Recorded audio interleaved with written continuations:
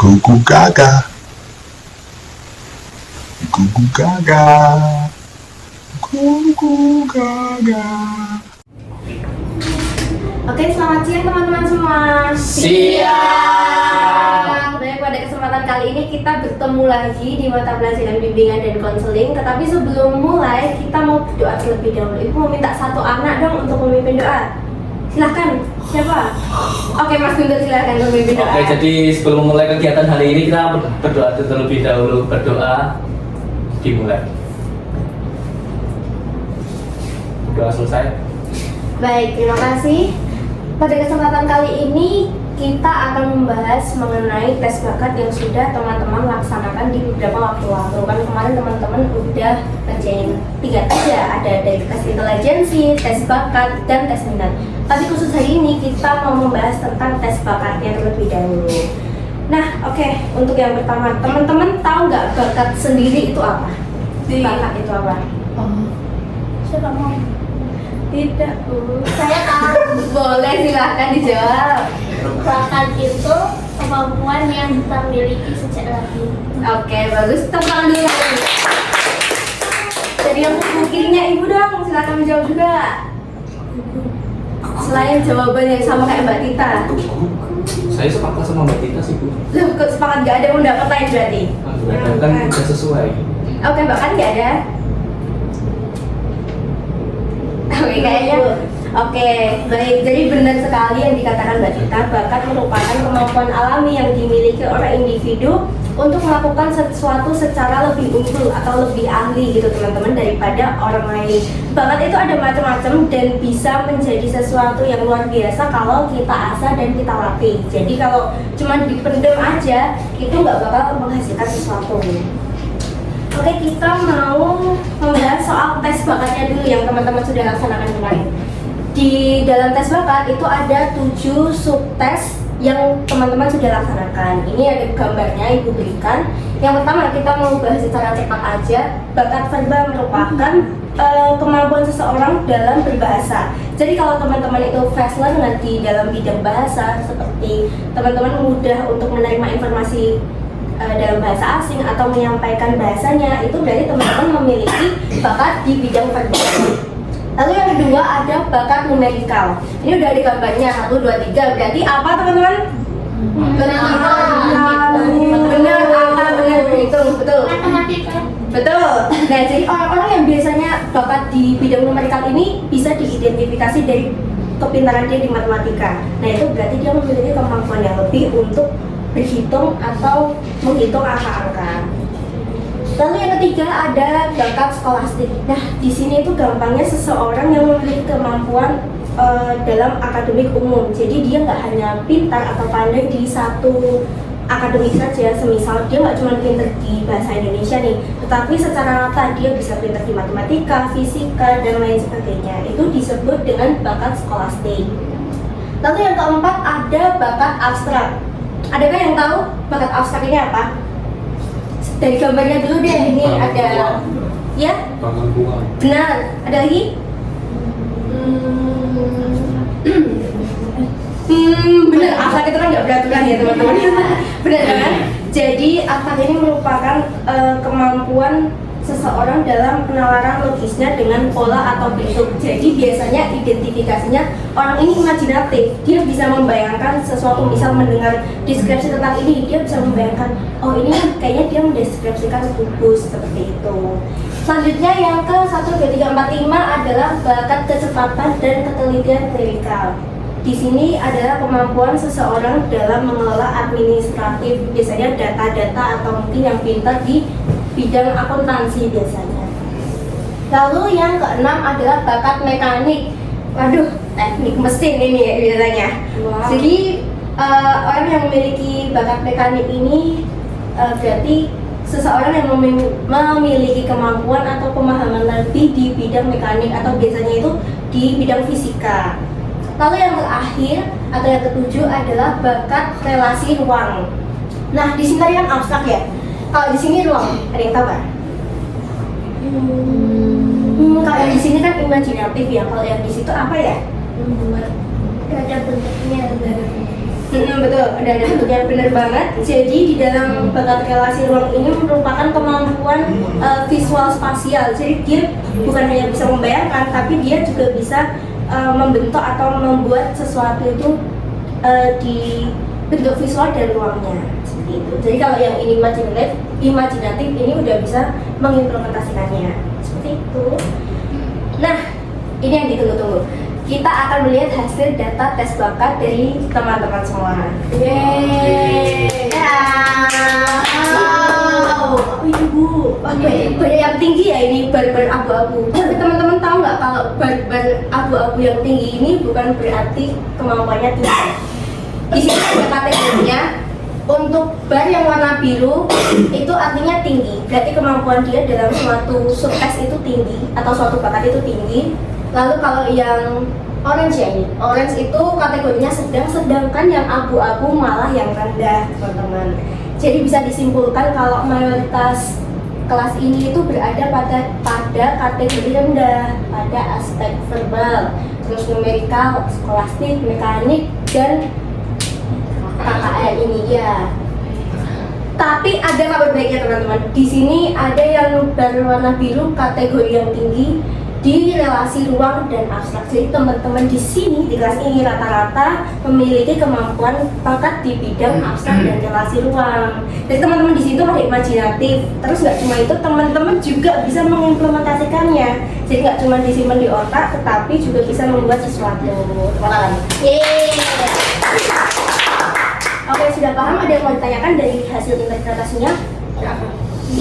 Tidak. Oke. Setelah mengetahui hasil dari tes bakat, kita mau membahas tentang bakat itu sendiri, teman-teman. Bakat itu ada 6 jenisnya. Yang pertama, boleh saya minta dibacakan Mbak Tita?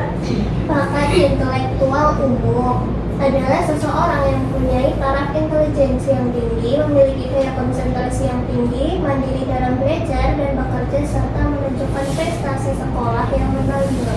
Oke, terima kasih. Berarti di sini itu contohnya adalah seseorang yang biasanya hasil IQ-nya tinggi, terus dia pandai bekerja secara mandiri dan dia berprestasi di akademisi seperti itu. Terus yang kedua selanjutnya Mbak Anum? Yang kedua, bakat akademik khusus adalah kemampuan seseorang yang cenderung pada arah akademis. Oke, nah kalau yang ini tadi umum kan, berarti dia pintar secara akademik itu secara umum, merata gitu. Sedangkan yang ini adalah akademik khusus. Tadi di subtes tadi udah Ibu jelaskan ya salah satunya kalau dia pintar di salah satu akademik seperti itu. Silakan yang ketiga Mbak Aliza. Bakat kreatif produktif adalah kemampuan dan menciptakan sesuatu yang baru. Oke, jadi di sini merupakan seseorang yang mampu untuk membuat bisa ide, bisa inovasi baru, ide, gagasan, atau bisa juga suatu produk. Jadi kalau teman-teman suka craft atau membuat gambar, menciptakan sesuatu, ini berarti teman-teman punya bakat di bidang kreatif produktif. Oke, selanjutnya yang nomor 4, silakan Mas Hasan dibaca. Bakat seni adalah kemampuan yang berkaitan dengan berbagai bidang seni.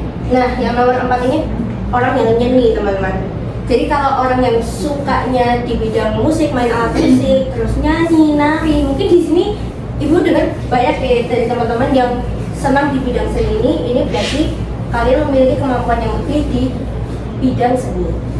Lalu yang kelima, silakan Mas Abdul. Bakat kinestetik atau psikomotorik adalah kemampuan yang cenderung pada kinerja seseorang. Nah, di bakat kinestetik atau psikomotorik ini berarti Ibu mau tambahkan merupakan keselarasan antara otak dan cara kerja tubuh kita. Biasanya orang-orang di sini ini yang jadi atlet itu teman-teman. Ayo diperhatikan dulu. Ya, yang jadi atlet kan biasanya dia butuh keselarasan ya antara otaknya dan juga gerak tubuhnya. Terus yang biasanya suka olahraga, tapi juga bisa yang suka merajut, suka menjahit, itu masuknya juga ke sini. Silakan yang keenam Mbak Rini. Bakat sosial atau kepemimpinan adalah kemampuan seorang yang mengarah pada interaksi dengan orang di sekitarnya. Oke, terima kasih. Jadi di sini udah kelihatan dari gambarnya. Ini adalah seorang leader yang nge-lead teman-temannya atau timnya. Orang ini biasanya memiliki kemampuan untuk berkomunikasi secara baik terhadap orang di sekitarnya maupun timnya. Jadi dia punya jiwa leadership yang cukup tinggi. Itu juga termasuk bakat sosial atau kepemimpinan. Oke, Selanjutnya bakat itu ternyata memiliki tingkatan teman-teman. Di sini dibagi dalam 2 kategori, ada bakat umum dan bakat khusus. Untuk yang bakat umum atau general ability merupakan kapasitas dasar berupa kecerdasan umum yang dimiliki seseorang untuk merespon dan memahami lingkungannya. Jadi ini kayak life skill yang harus teman-teman miliki selama hidup. Karena teman-teman kan juga pasti butuh skill untuk bertahan hidup ya. Nggak cuma hidup dulu saja gitu. Di bakat umum ini ada 5 tingkat kemampuannya, dari rendah hingga sangat tinggi. Dari rendah itu berarti seseorang masih membutuhkan bantuan atau bimbingan yang intensif karena mungkin dia belum memiliki kemampuan untuk memiliki life skill itu. Lalu yang dasar berarti seseorang itu sudah mulai memahami dan dapat menyelesaikan tugas-tugas sederhana dalam hidupnya. Tapi di sini dengan bantuan dari orang lain. Lalu yang ketiga atau yang tengah-tengah itu ada sedang. Seseorang dapat memahami dan menyelesaikan tugasnya secara mandiri. Kalau yang ini masih butuh bantuan, yang tingkat sedang atau yang lebih atasnya berarti dia sudah bisa mandiri. Lalu kita mau naik lagi ke tempat yang tinggi, yaitu seseorang berarti mampu untuk menerapkan pengetahuan dalam berbagai situasi dan menunjukkan konsistensinya. Dia sudah bisa adaptasi di lingkungannya dan sedikit demi sedikit problem solving. Dan tingkatan atau capaian terakhir itu adalah sangat tinggi, yaitu ketika manusia mampu berpikir abstrak, analitis, menyelesaikan masalah kompleks, dan beradaptasi dengan cepat. Kalau sudah sampai di tahap yang sangat tinggi ini, tandanya itu kalian sudah bisa problem solving secara mandiri terhadap segala masalah yang ada di kehidupan kalian.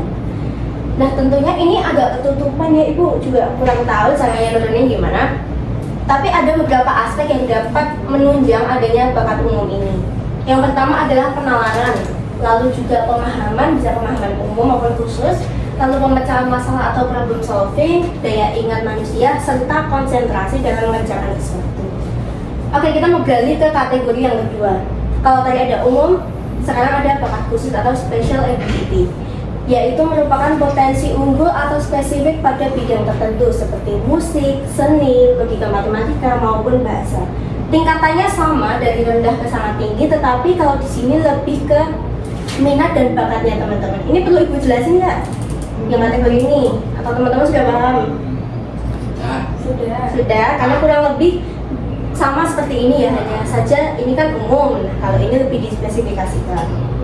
Nah, contoh-contoh bidangnya juga ada teman-teman. Ini yang situ kelihatan ya? Kelihatan. Oke, ada musik, seni rupa, logika matematika, bahasa, olahraga, dan teknologi. Oke, next. Nah, jika bakat saya rendah, sedang, atau tinggi, saya harus bagaimana?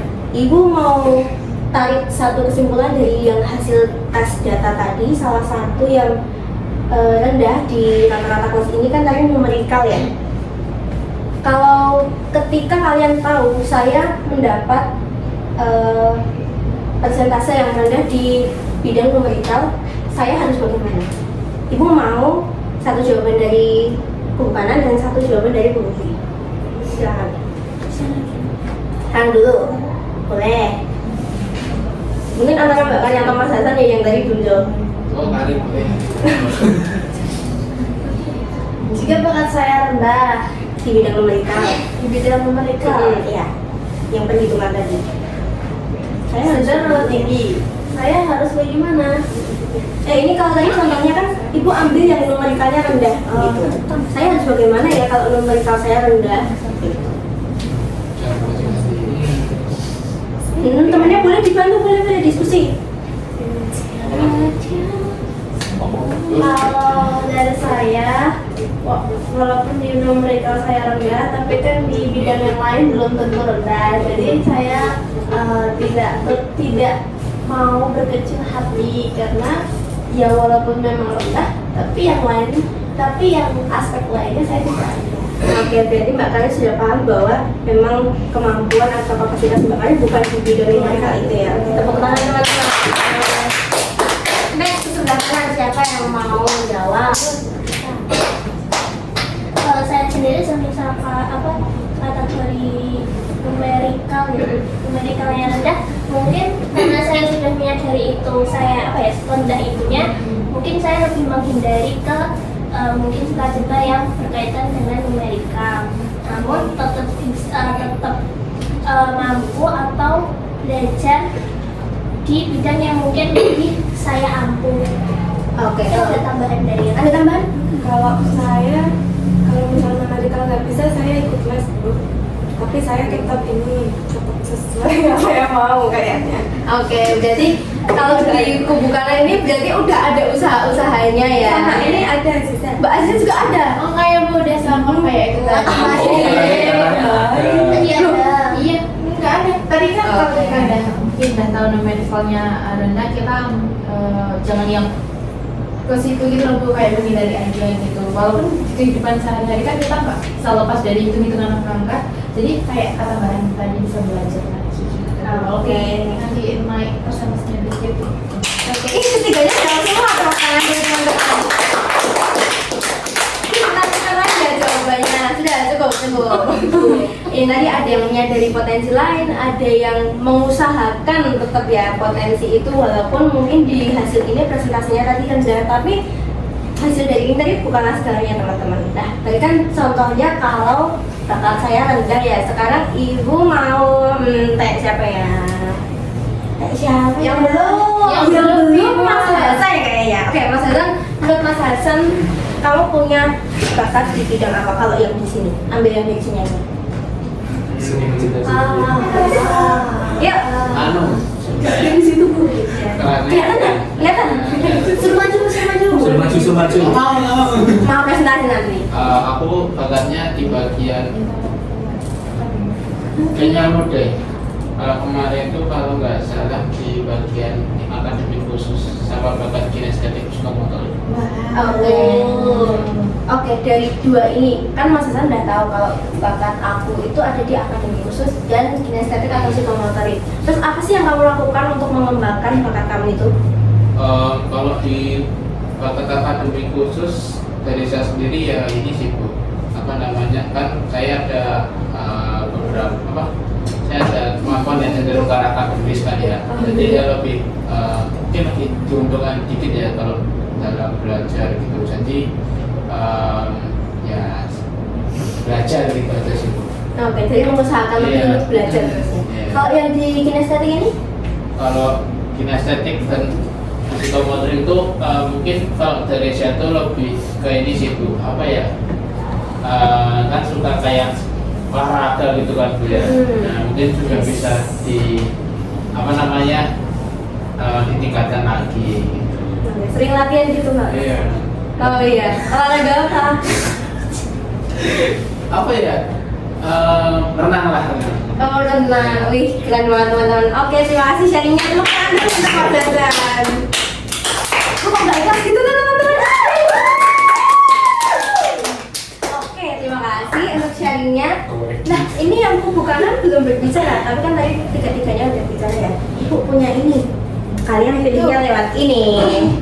Dan salah satu ini teman-teman taruh jari satu di sini. Barengan sama Mbak Cica juga. Tuh, barengan. Nah. Nanti kepilih siapa yang bakal jawab. Pertanyaannya sama kayak Mas Hasan ya. Siapa ini? Bandung. Silakan. Pertanyaannya sama kayak Mas Hasan, dipilihnya daging tapi salah satu aja ya.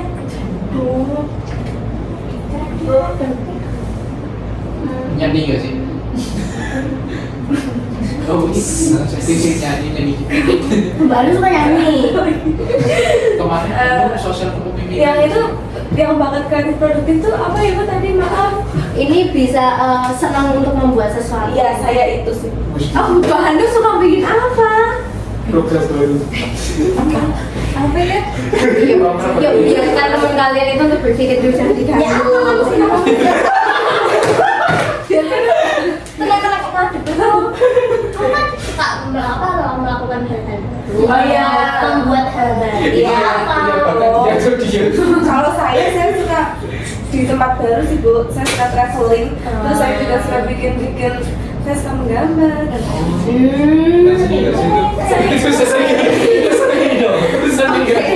Oke, itu sebenarnya sama sore sini juga ya Mbak kalau gambar gitu. Tapi sini itu lebih luas. Kalau bisa membuat hal baru, tapi ini mungkin lebih ke produk seperti itu. Iya. Sudah, adakah lagi chatnya? Udah, oke, tepuk tangan dulu untuk Bu Anu. Nah, teman-teman, jawaban dari teman-teman tadi udah sangat amat bagus, tapi Ibu izin menambahkan sedikit. Kalau aku udah tahu bakat aku itu rendah, sedang maupun tinggi, apa sih yang harus aku lakukan?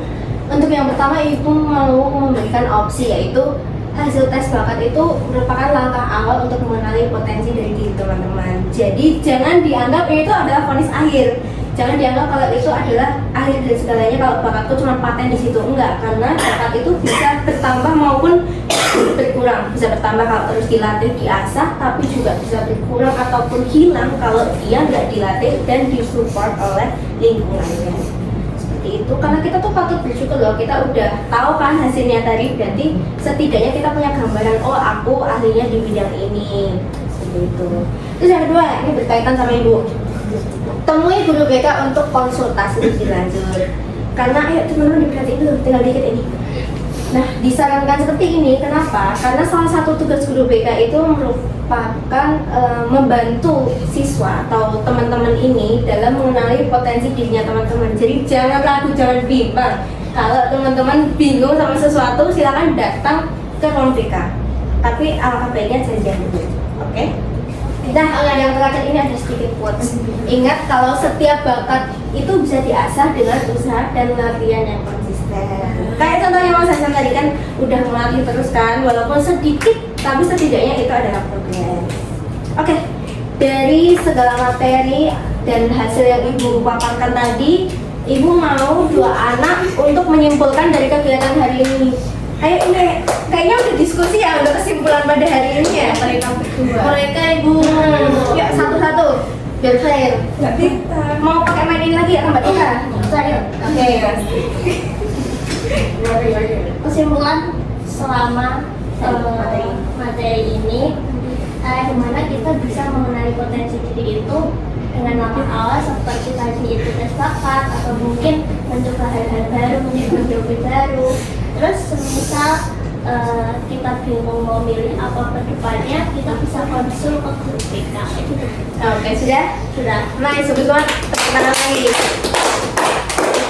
Yuk, yang sebelah sini. Yang tengah nih kayaknya sudah ready. Silakan. Iya, oke. Silakan disimpulkan. Oke, jadi untuk kesimpulan hari ini kita dapat mengetahui ya beberapa jenis bakat yang dijelaskan oleh Bu Hana tadi. Bu Hana kan? Iya. Oke, jadi setelah melakukan tes bakat tersebut kita jadi lebih mengetahui lah bakat yang kita miliki itu seperti apa. Lalu untuk waktu kita hari ini yaitu langkah awal untuk mengenal potensi diri kita sendiri.